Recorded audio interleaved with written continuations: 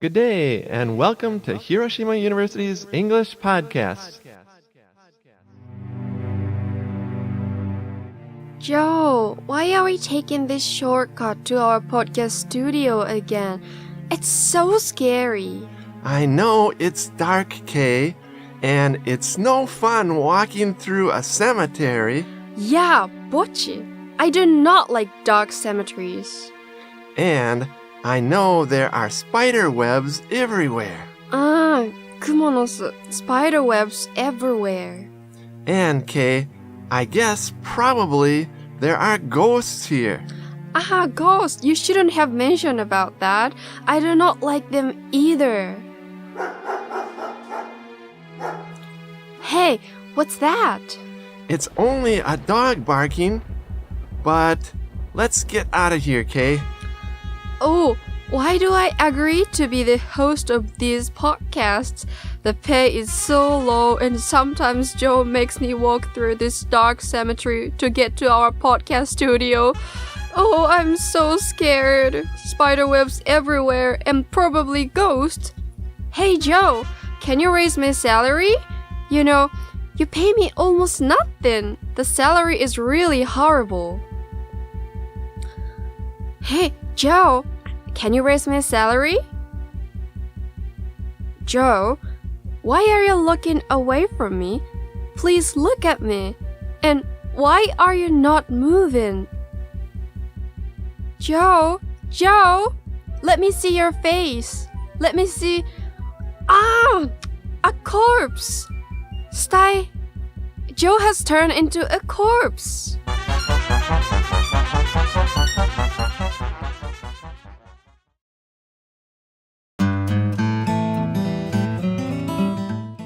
Hi, everyone. And welcome to Hiroshima University's English podcast drama this month.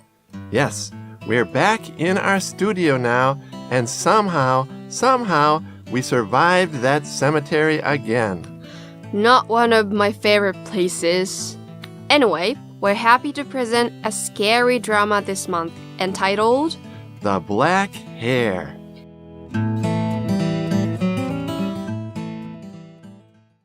Joe, why is The Black Hair going to be a good podcast? Several reasons, Kay. First, it's frightening, scary. Sounds good. And second, The Black Hair is a classic Japanese story from Konjaku Monogatari. It's very famous. 今昔物語っていうのは平安時代後期の日本最大の説話集ですね。作者は分かっていません。全部で31巻見つかってますけど、何個か抜けてる巻もあります。で、各説話の頭が今は昔今昔という書き出しであることから今昔物語という名前になってます。Yes, these are stories written back in the Heian period, and The Black Hair was translated recently by Zack Davisson. Zack Davisson is an American who is a modern-day expert on Yurei. As you might know, 150 years ago, Lafcadio Hearn was a famous foreigner who wrote a lot about Yurei. 小泉八雲さんのことですね。Yes, Lafcadio Hearn was 150 years ago, and today one of the top experts on Yurei is Zack Davisson. Mr. Davisson, who lives in Seattle, has the copyrights to this story and kindly gave us permission to use it. Oh, that's nice of him. Yes, Mr. Davisson has an excellent blog in English about Yurei called Hyaku Monogatari Kaidan Kai, where you can find this story. And if you want to read a high-quality book about Yurei and their history, Mr. Davisson recently published a book called Yurei, the Japanese Ghost. Yurei, the Japanese Ghost. Yeah, it's got lots of scary, famous photos about Yurei. Oh, some of those pictures are really wild. And the book explains the history of Yurei. And of course, it has lots of frightening Yurei stories. all in English. Yes, you can get the book Yurei, the Japanese Ghost at Amazon.com. It's relatively cheap, and if you read it, you'll become an expert on Yurei in English too. That's cool, to be an expert on Yurei in English. And another reason, Kay, why this podcast will be good is that we'll explain all of the difficult words on the audio recording. So, our listeners do not really need to look at the script so much. And actually, these words are not so difficult. They are all daily conversation words used in modern English. Very good. And with that, let's learn some of the words and expressions in The Black Hair. The story begins by talking about a samurai who was living in poverty. That means he was very poor. And he was suddenly summoned to the service of a lord in a distant land. That means a daimyo in a faraway place asked him to come and work for the daimyo. Yes, he was summoned to the service of a lord in a distant land. To be summoned means to be called. 呼ばれたってことですね。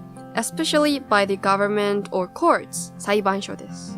For example, today in dramas, they sometimes say things like, I was summoned to the court as a witness. 目撃者として呼ばれたってことですね。So, the samurai was summoned to the service of a lord in a distant land, and he eagerly accepted the offer. That means he was happy to do the work. And while doing it, he abandoned his wife of many years in favor of another woman he desired. 奥さんを捨てて別の女の人と逃げたんですね。超ムカつきますね。And he ran off with another woman. Not good. That's right. And this is indeed one of the main points of the whole story. So, Joe, what happened next? I hope he regrets it. I hope he burns in hell. Well, after he finished his work, he longed for his old wife. まあ、そうなってほしいですよね。奥さんの方が良かったんですね。That means he missed her, he wanted her, he longed for her. So, he went back to the capital, I guess Kyoto, to his home. It was midnight, and the moon bathed the home in light. To bathe usually means お風呂に入るとかってことなんですけど、but here it's a beautiful way to say the moon was shining on the home. Yes, the moon bathed the home in light. So he entered the dwelling. A dwelling is another name for a house, an apartment, or a residence. For example, the government sometimes asks how many people live in a particular dwelling. A dwelling is a formal or poetic way to say a building where people live. And in the dwelling, he found his much-missed wife, sitting silently by herself. I imagine that she was very angry at him. He ran off with another woman. I thought she would be angry too, Kay. But actually, she showed neither anger nor resentment towards him for his ill use of her. What?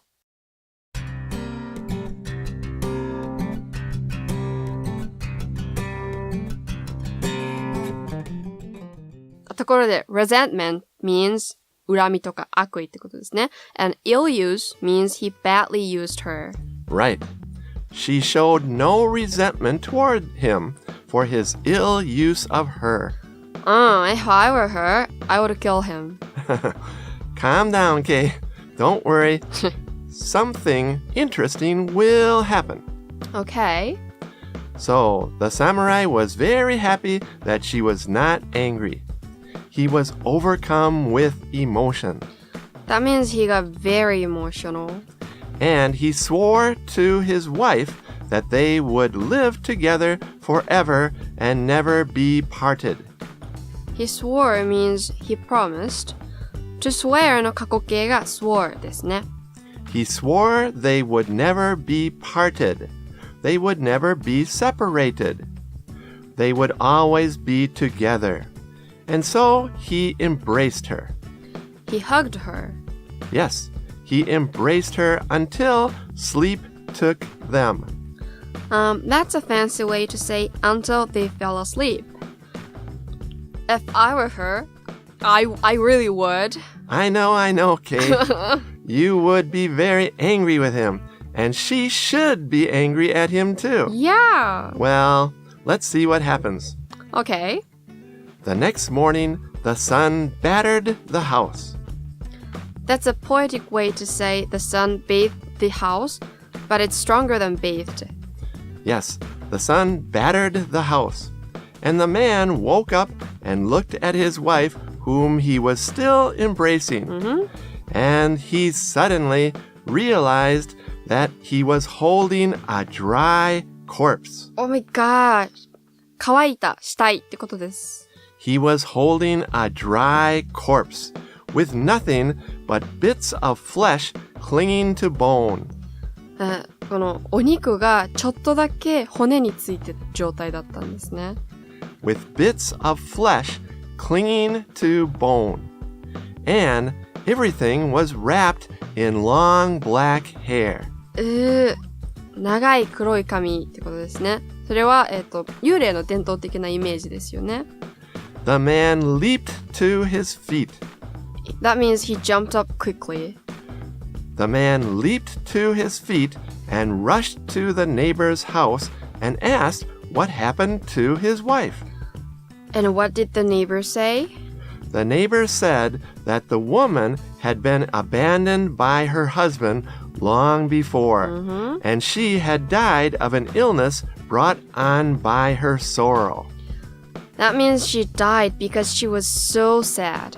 Yes, she died of an illness brought on by, caused by, her sorrow. And after that, there was no one to care for her or to give her a funeral. お葬式ですね。Since there was no one to care for her, to take care of her dead body, or to give her a funeral, the body still lays where she died. And with that, let's listen to The black hair.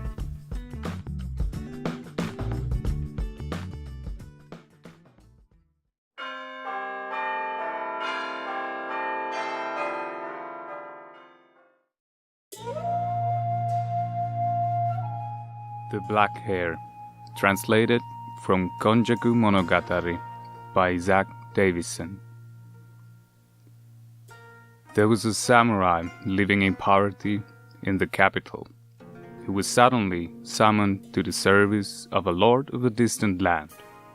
The samurai eagerly accepted the offer, but abandoned his wife of many years in favor of taking another woman he desired along with him.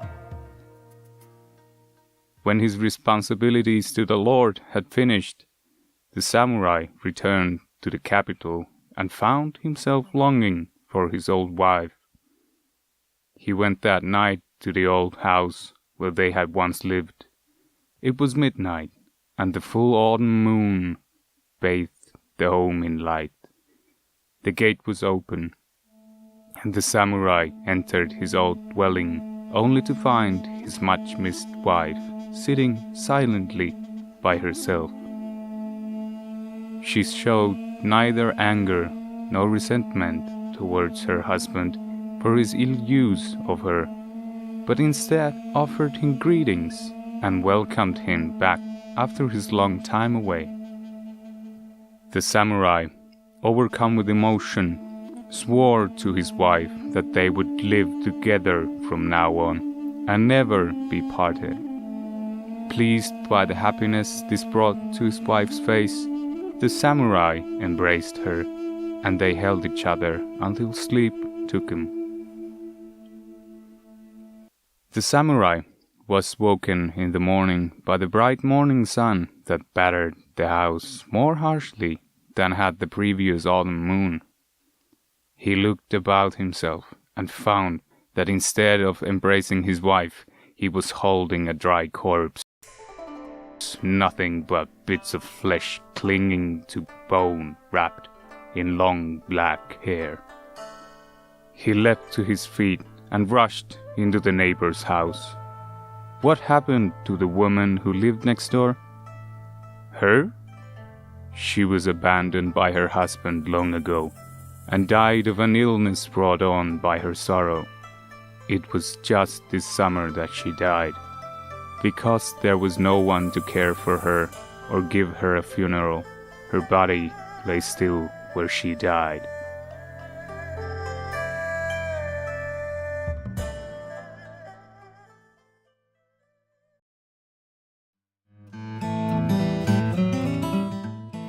Well, everyone, we hope you liked our version of the black hair.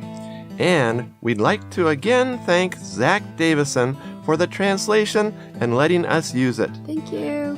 If you buy his book, Yurei, the Japanese Ghost, available at Amazon.com, we're sure you'll become an expert on Yureis in English. Joe, do you believe that Yurei exist? Actually, Kay, no. I like science, and I don't think scientists have ever seen them. How about you, Kay? Well, actually, I believe that Yureis exist. Wow. Well, I'm studying biology, though. Okay. It's fun to think about it. So you're a scientist who actually thinks they probably exist? Uh-huh. Wow. Well, everyone, what do you think? Do Yureis exist? Try to talk about them with your friend in English. While talking about them, you can try to use the words in our podcast. Yes, if you use the words from the podcast in conversation, you will remember them quickly. Have a good summer, everyone, and don't get scared. And we will see you at the next Hiroshima University's English podcast. Bye. Bye.